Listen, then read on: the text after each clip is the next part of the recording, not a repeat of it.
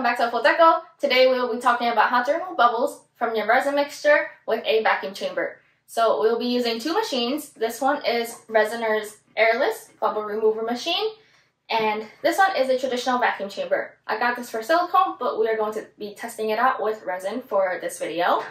And I will show you clips of how they work and then share with you my experience and my thoughts on both of them. And for both clips that I will be showing you, we will be using this Totaboats high performance resin with the slow hardener version. They have 3 different hardener versions, and the slow one is the one that I use. This resin is my go-to resin for pretty much everything: my trays, my coasters, my letters, and ornaments, anything you can think of with molds, really. Flower preservation, I use a different one, also by Totaboat. It's for deeper pours. And then top coating, I also use their tabletop resin, which is meant for coating. So, but other than that, I use this resin for pretty much everything. If you want to try out my go-to resin, I will have a link in the description, and you can get a discount as well if you use my link. And this is the first video where I will be explaining and sharing my experience with the stuff that I use. So I'll try to make this as smooth as possible, and I still feel a little bit camera shy, so thank you for understanding. Thank you for watching, and don't forget to like and subscribe, and let me know in the comments what you think about this video. Okay, got that over with. So now let's, we'll watch the clips together and then talk about it. Okay, let me just pull it up. Okay, I'm gonna watch it on my iPad, and I'm going to do a split screen kind of thing, so that way we are watching it together. Oh, I have my little notes here too, and let me pull it up. Okay, and for my editing purposes later, I'm going to start now. Okay, so this is what the resin looks like before. There are some small bubbles, and I put it into the airless. Close it up so the pressure stays in the pot. Start it for 9 minutes. This one has 2 modes, 5 minutes and 9 minutes. I use 9 minutes, and you can see the bubbles rising to the surface. This is very sped up, by the way. I'll have to double check how much speed, but it's very sped up. And then once that's done, you take it out and then pop the bubbles with a heat gun. Those are the bubbles that rose to the surface. So just give that a quick wave with the heat gun, and you can see how clear it is. And let me just show you the before again, and then after. And you can see the difference. So I did get a lot of micro bubbles when I mixed it. I mixed it as I would, and you do get bubbles when you mix resin. So usually the process is you mix up the resin, you let the resin sit for a little bit, the bubbles will rise to the surface, and then you pour. That doesn't get rid of a lot of bubbles, so this really helped with getting rid of the bubbles. I also filmed this the Instagram way because I was making an Instagram video with this. So yeah, and now let me show you the vacuum chamber. The vacuum chamber is a little bit longer. There's a little bit more to it. Okay, so this is a vacuum chamber, and I have it set on my work table right now. It's pretty big. It takes up quite a lot of space, as you can see. I'll show you the comparison of these two after. And this is the same resin. I tried to mix up about the same amount, and we'll put it into the vacuum chamber. You saw how much bubbles there were there from the mixing. And take off the cap, put the cap back on. This is a glass lid in a aluminum chamber, and then they have the silicone rim around the thing.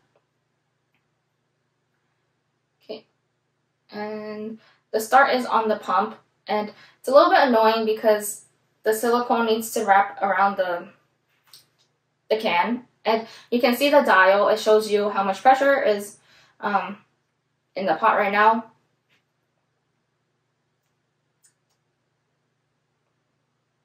Okay, and this is through the top view.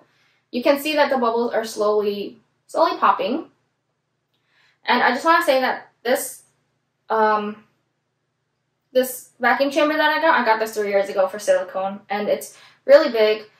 It's 3 gallons. The container is 3 gallons, so it looks like it's very spacious here compared to the little airless that we got. And now it goes to the -1 pressure, and you can see that the bubbles are rising up a lot faster now. Unfortunately, I can only show you the top view because of the aluminum can, so you can just watch it like this. And they're rising up a lot faster, so it's working. And this is just 2 times speed, I believe, 2 or 4 times. So it's pretty fast. And try to show you the side views to see how much, how high the bubbles go up. And it's clearing up. You can see it went pretty fast, it's clearing up, and you can pretty much see through the cup. So that's almost done. I think this whole process was about 5 minutes, and so it's a little bit faster than the airless, but this one cost me a lot, and this one is, I know the vacuum chambers come with like 1-stage pump or 2-stage pumps. This is a 2-stage pump because I heard it was faster. I got this as a recommendation. Okay, so once it's done, just release the air in the vacuum, and you can see the dial going back down to 0, and take it out of the vacuum.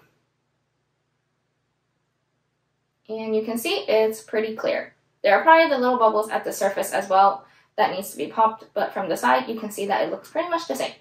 We pretty much cleared up the bubbles using a vacuum chamber and the airless. Okay, so now that we've seen how both of these work, I just want to show you 2 pieces that I made. One before I got the airless or used the vacuum chamber, and one after. Here is a floral ornament that I made last year. This is before I got the airless or used a vacuum chamber, and you can see that there are micro bubbles, especially when I bring it close up to you, mostly around the edges where the flowers are and stuff. And from afar, it doesn't look bad. It may not bother you, these micro bubbles, but it did bother me. So now let's look at a piece that I made with the airless. This is one of my floral custom letters, and I am actually editing the video for this process as we speak, but you can see that there are very little micro bubbles, maybe some around the flowers or the oranges. And this is also in a wooden frame, so wood and flowers, the orange slices also release bubbles themselves, but you can see that it is pretty clear, and when you put them side by side, now you know where to look for the bubbles and you can kind of see it. So now that you've seen how both of these vacuuming machines work and a comparison between a piece that was made without the vacuuming and a piece that was made after the vacuuming, let's talk about these two by themselves. There are some points that I want to cover, some of the pros and cons of each of them. And first thing is the price. So I didn't buy this. Resiners sent this to me to test this out. And so I thought about making this comparison video because in the other review videos that I've watched, a lot of comments are mentioning, oh, get a vacuum chamber, they're cheaper or more affordable, stuff like that. So this one, for the price, this is $150 USD as of now, as of today. And this vacuum chamber costed me $450 USD. This one is a 2-stage vacuum pump in a 3-gallon aluminum container. So that's the size of this. I got this 3 years ago, and I got this for silicone, and it's been going strong since. But there are cheaper vacuums out there. I looked on Amazon, and there were some in the $150 price range that is pretty much the same price as this. I did not look too close into the size and the specs, but I know it's a 1-stage pump, and this is a 2-stage pump, as I mentioned before. To be honest, I kind of just use these machines, so I'm not too familiar with how fast or slow, they vacuum, depending on the stages, but yeah, so I'm going to try my best to be unbiased and compare this as if it was like this. But that's the price of it, and you are going to be able to find cheaper ones in the price range. How well they perform, I cannot compare. So, but they both will should vacuum the bubbles out of your resin, as you can see in the videos. So that's the price. For the size, you can see pretty much this is 2-piece and this is 1-piece by itself. Honestly, I did this for fun, but I could pretty much put the whole thing in here. Okay, I didn't break it. Don't worry, they will still work. I've been using this every day, so they will still work. That's for size. But then again, this is 3 gallons. You could probably find a 1-gallon container. This one, you can only vacuum up to 16 ounces. 16 ounces was what the instructions said. And this one, I have done 48 ounces. So if you need to vacuum more resin, like say for flower preservation, when I do flower preservations, I pour the 48 ounces of resin. It would be much easier in this. This would take a lot of time. I'd have to cycle through. Okay. And yeah, so for larger batches, you might want this. For smaller batches, this is okay.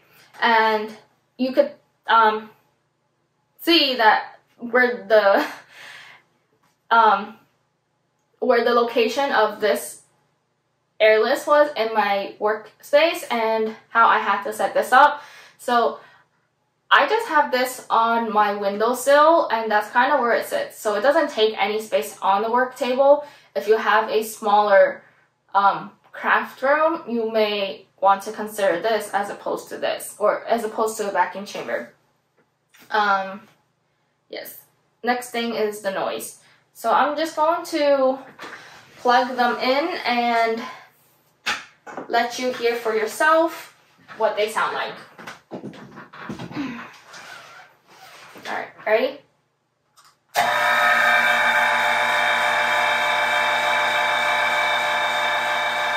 Should I try to talk over this, or can you hear me? This is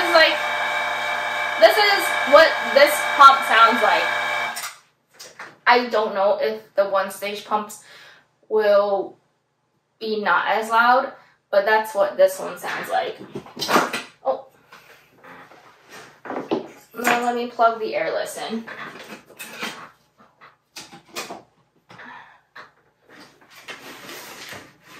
So this wire is kind of short. You do have to consider that.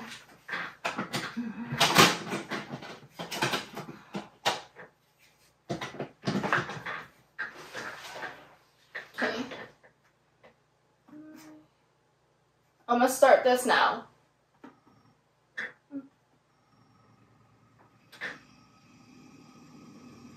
You can hear it getting louder and louder.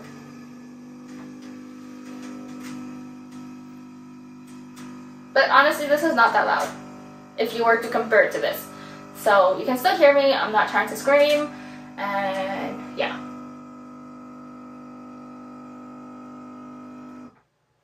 Okay, there's that for the noise.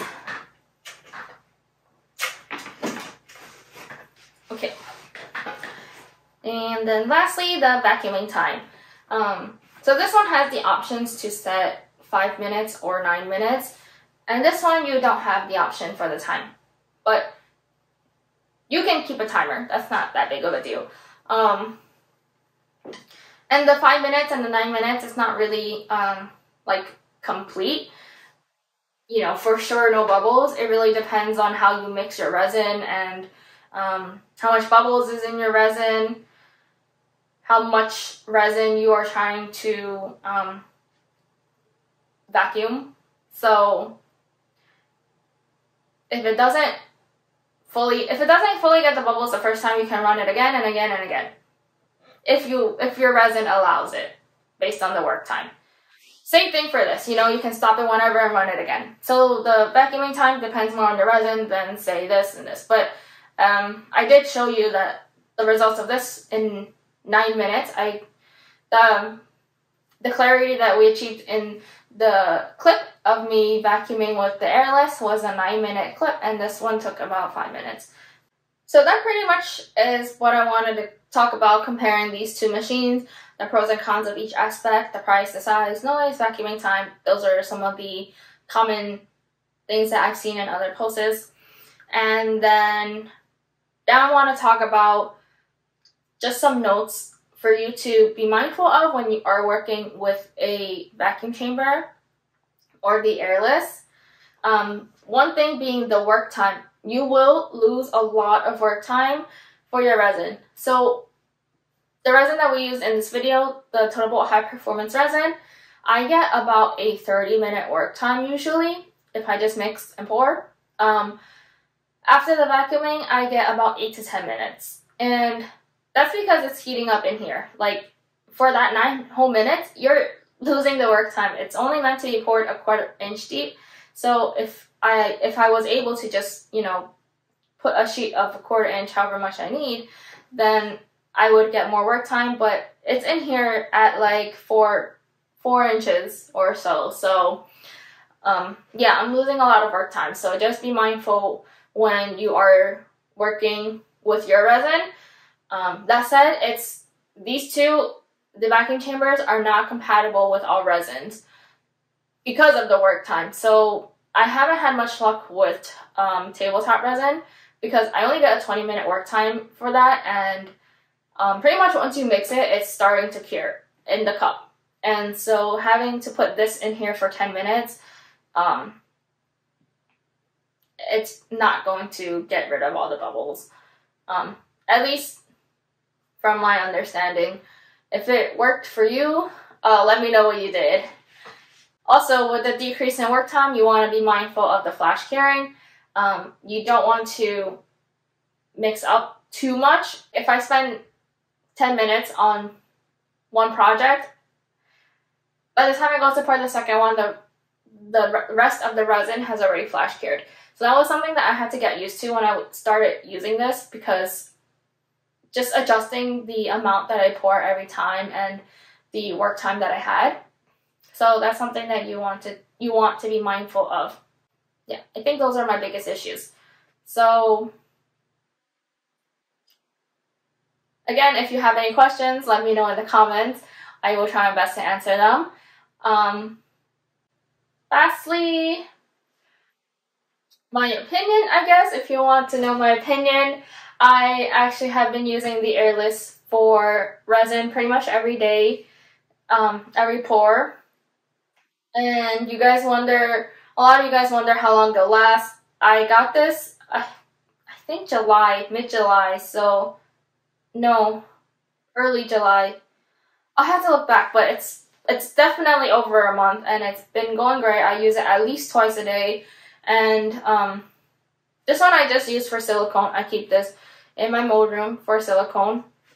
And I read on their website that this one, the airless, I think it said over 1,000 hours, but I will have to check. You can read the description too. I will link it I will link the airless in the description for you, and I will also have a discount code for you if you want to purchase the airless yourself and try it out. I did the math. This will last, should last over a year. So that's for the airless and the vacuum chamber. I hope this video helped answer a lot of your questions and gave you more insight on these two machines, removing bubbles with resin, and just, I guess, resin in general. This is my first video pretty much talking about something. This is my first video sharing my experience with this, so it's not a process video. You can see on my channel, I've pretty much been just going over my processes, and this is going deeper into a specific part of the process. So Let me know what you think about this video. Leave a comment if this was good, if areas that I can improve, other things that you want to know, and then don't forget to like and subscribe.